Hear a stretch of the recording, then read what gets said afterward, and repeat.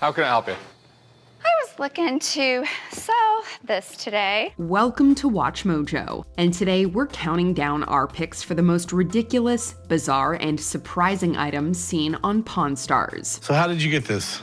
I got it in Texas at an antique store. Number 20, Antique Duck Press. Ah, sir. How you doing? I'd like to sell this antique duck press. What the heck is a duck press, you may be asking yourself? Well, that's a question that most people had before seeing this grotesque episode of Pawn Stars. And not to be too graphic, but it's for, well, juicing duck. A partially roasted duck carcass is placed in the presser, and its blood is squeezed out. The blood is then mixed with cognac and butter to make a special sauce. Hey, you asked. Being such a rare and unique item, Chumley showed great interest in the duck press and offered the seller some good money. Unfortunately, he didn't think it was enough and ended up walking. It's a French delicacy. Gross. Number 19, a dirty old waffle iron. What is this? This is an old waffle maker. I love waffles. Those are 3 pretty small waffles. Food items often blend interest and practicality for the right person, but there's a danger in veering too far in one direction. For example, a customer walked in with a 50-year-old waffle maker, asking for $100. This item is way too old to be practical, and not quite old enough to make for an interesting historical object. Heck, waffle makers have been around since the 12th century. The seller knows that she has little to offer, hence the low asking price. Corey agrees, stating that it's too dirty and rusted to be of any true value, even for collectors. He ends up giving her $50, which isn't too bad considering she got it at a flea market for $10. I'll go 45. 50? All right, 50, you got it. Thanks. Number 18, a Tonsil Atone. These are 1800 tonsillectomy tools, or what you call a tonsil atone. We go from simple waffle making to one of the most horrific things you'll ever see in your life. A seller brings in a tonsillatome, an ancient surgical device that was used for removing tonsils. The 19th century was basically a waking nightmare, especially when it came to its surgical instruments. It was an awkward time. We knew enough to attempt procedures, but we just didn't have the tools to pull it off. This petrifying contraption blends a pair of scissors with a cigar cutter, and the episode provides a truly gruesome lesson in how it was used to remove tonsils. It was scary enough to procure $800. I'm a little horrified by these, but part of me just has to have them. There's actually people that pay good money for creepy stuff like this. Number 17, silver Tiffany Walkman. This is a Sony Walkman. Okay, that's a little antiquated. Well, this is real special. This is silver-plated. Old Walkmans are cool, albeit pretty useless. Sterling silver is cool. Tiffany's is really cool. Blend them together and you have this wild item that's worth good money. A woman walks into the store with a Sony Walkman made out of sterling silver. She claims that they were made by Tiffany's to celebrate the Walkman's 10th anniversary, and that only 250 were produced. Even crazier, this Walkman once belonged to John Entwistle of The Who, to whom the seller was married. What an item. What a story. Rick agrees and shells out $1,250 for the one-of-a-kind device. Lowest I'll go is $1,250. I don't know, Pops. This is one of those weird things that I think someone's willing to buy just to say they have it. Number 16, a Marilyn Manson figurine. Got you something here. Hope you're ready to be freaked out. We don't know what's scarier, the Tonsillatome or this Marilyn Manson figurine. This clay figure was made for MTV's Celebrity Deathmatch, a show in which claymation celebrities fought in wickedly violent wrestling matches. The seller claims that he bought the figure for $8,000, which is certainly a big investment. However, he claims that the doll scares his wife and that she wants it out of the house. Yeah, no doubt. We wouldn't want to live with it either. Corey gets the creepy thing evaluated and finds, much to the seller's remorse, that it's only worth about $1,500. He's ultimately offered $500 and ends up walking, probably disappointed that his investment failed so spectacularly. I think $1,500 was real generous. I wouldn't pay you close to that. I'd pay you $500 for it. Number 15, a giant Richard Nixon head. It's a big golden Dick Nixon. Just one glimpse of this thing is enough to send people into hysterics. Two guys, yes two, walk into the store bearing an enormous golden head of Richard Nixon, the controversial 37th President of the United States. Rick giggles as the item is carried in, and the owner has a huge grin on his face, both relishing the absolute craziness that is the giant head. Owner Paul claims that it was placed in front of the window of his business, but that he's now getting rid of it to the tune of $2,500. Unsurprisingly, this also elicits a huge laugh. Instead of shelling out thousands, Rick shows him the door, playfully claiming that he would never buy it. Nixon only became a bigger target for critics and the media, and he still is today. But I really don't think there's a big market for giant foam Nixon heads. Number 14, a Jolly Chimp. What you got there, young lady?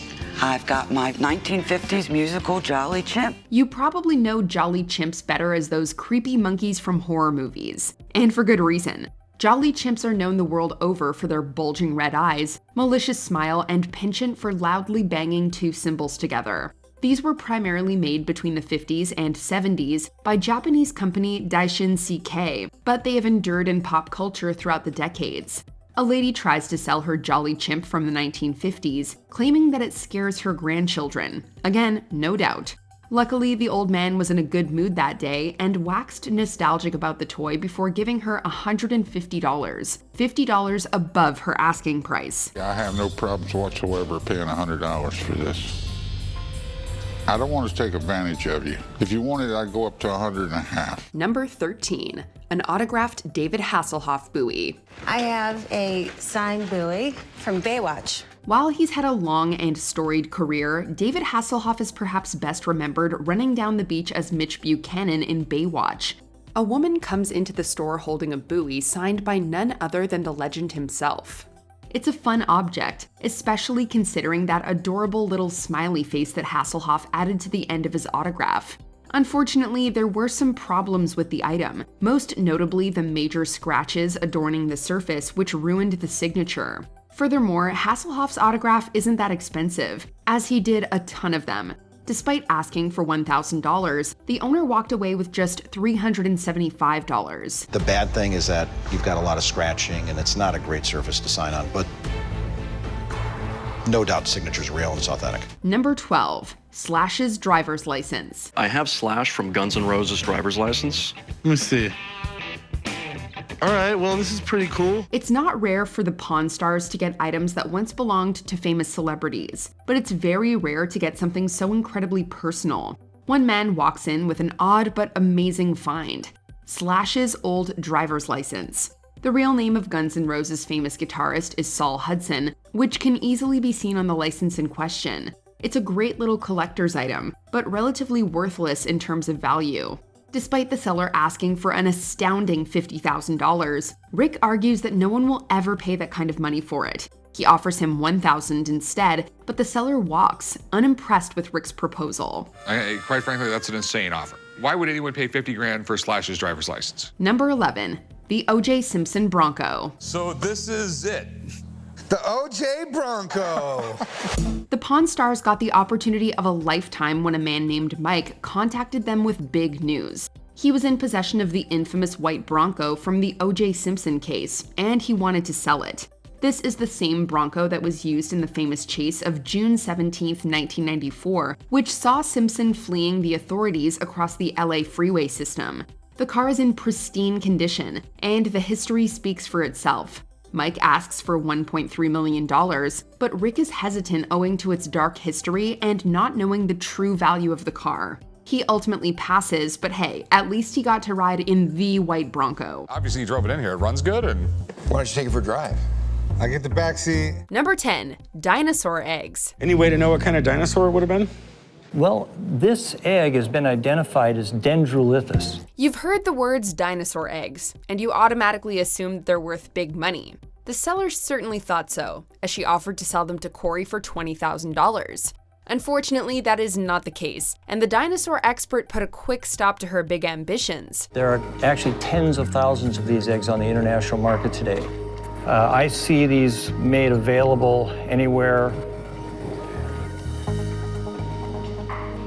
from maybe $300 to $600 an egg in this condition. He identified them as belonging to a duck-billed dinosaur called the Dendrolithus. However, he also states that these are far more common than you would think, as there are tens of thousands of them on the international market. As such, each egg is only worth between $300 and $600. Corey ended up buying the eggs for a measly $500, a far cry from the initial $20,000 offer. I'll tell you what, I'll go $500. 500?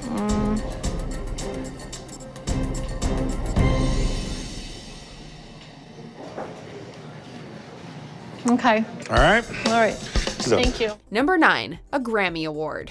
This is Ronald Dunbar and General Johnson's Grammy Award that was awarded in 1970 for the song Patches. This Grammy Award has quite the storied history. It was originally given to Ronald Dunbar and General Johnson back in 1971 for their song Patches, which won the award for Best R&B Song. The value of this thing's about $15,000. It then made its way to someone who needed legal counsel, who gave it to their lawyer as a form of payment. The lawyer then brought it into the shop, where it was purchased for $2,350. I wouldn't hold on to it if it was just a piece of junk. Oh, I understand. It is not a piece of junk. Okay. These guys won the Grammy. It's definitely an odd number.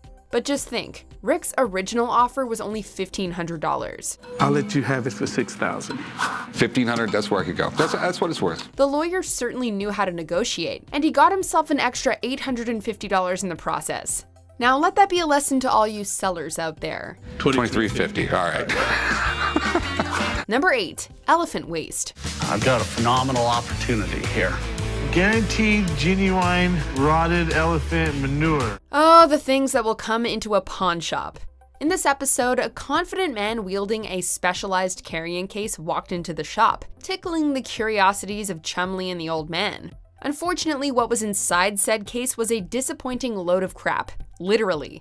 It was a can of elephant waste, suitably named Zoodoo, albeit beautifully labeled. I'd like to start at maybe $10,000, but I'd take $5 for it. The seller asked for a ridiculous $10,000, believing the item to be a rare novelty, or he was trolling. Probably the latter. How much you looking to get for it?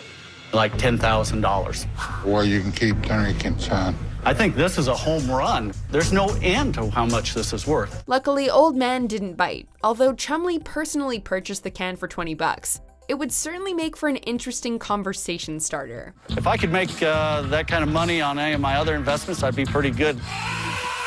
Number 7, exploding die pack. $1,000 of $10 bills. If you robbed a bank, why would you take tens? A man who was definitely not a professional bank robber walked into the shop with a novelty item, an exploding pack of $10 bills. The way they work is once they walk out the building, there's a little set-off strip right at the door.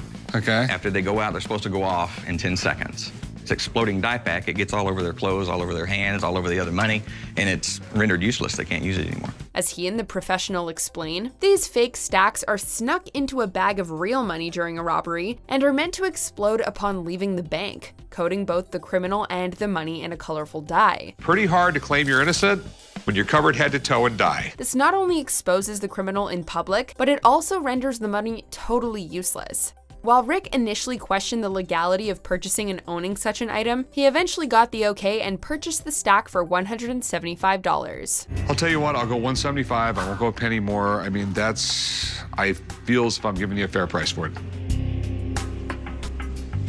Okay. All right, write them up, chum. Number 6, a stolen submarine. So what do we have here? A one-man submarine. Wow. You gotta be careful with big purchases like this, because there's always the chance that it has been stolen. Unfortunately for Rick, that was the case for this one-man submarine. Where in the world did you get this? I got it from somebody that told me to take it off the yard. They didn't want it. Rick states that a miniature sub in good condition can bring in up to $10,000. However, the sub brought to Rick needed some TLC, and he purchased it for $3,000. A lawyer in California was watching the episode when he recognized the sub, as it rightfully belonged to his wealthy client. It definitely looks like it's been sitting out in the weather for a long time. Turns out, the sub had been stolen from him 5 years earlier, although not by the seller, whom police claim had no knowledge that it had been stolen. Much to Rick's probable disappointment, the sub was reclaimed and returned to its rightful owner. All right, got a deal. Okay. All right.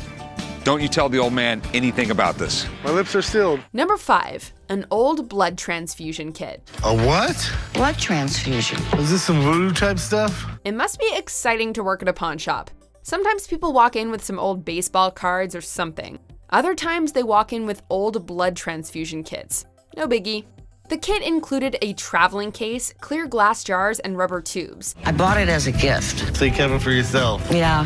How old is this thing? Late 1800s. The owner states that she doesn't need it any longer, which kind of scares us, and asks for a weirdly specific $211 for the whole kit. Chumley offers her $100 instead, but works his way up to $125 after getting a particularly scary and threatening stare down from the customer. We're sure this woman is lovely and certainly not a vampire. I was thinking more like $100 because I don't know how much this thing is worth or who would buy it. Make it 125. Oh, you're doing the eye at me. Number 4, the Wayne's World car. I see a little silhouette of a man. Scaramouche, will you do the fandango? Thunderbolts and lightning, very, very frightening me. Galileo. The Mirthmobile itself made an appearance on an episode of Pawn Stars, when Rick traveled to Orlando to see the iconic car in person. Swing! How you doing? The car is a 1976 AMC Pacer, which Rick calls one of the ugliest cars ever made. Fair enough. This is absolutely great. Party on. The baby blue color and added flames certainly don't help. The car still had the original camera mounts installed, although it did not run, and it needed a lot of bodywork to look like it did in the movie. Due to the car's rough condition, Rick purchased it for $9,500. Luckily, the car was eventually restored to its former glory and sold at an auction for $37,400 in 2016. I'll give you $9,500. You got a deal. Number 3, Electrotherapy Kit. Some people actually thought it would heal people, headaches, baldness. Don't do it. Don't do it. We know that. Ow! Honestly, where does someone even get their hands on a vintage electrotherapy kit? The woman in question had what is called a Master Violet Ray No. 11, an old medical appliance that used electrotherapy to treat things like headaches, acne, constipation, and male pattern baldness. Of course, it was all nonsense. Wait, you mean electricity doesn't cure acne? Come on. Violet rays were first developed in the late 1890s and eventually prohibited in the United States in the 50s because they were both entirely useless and incredibly dangerous. Back before we had a Food and Drug Administration, you could make just about any medical claim with a product without any kind of proof. After testing it out on themselves, because of course they did, Rick and Chum paid $75 for the device. I'll tell you what, I'll give you $75 for it.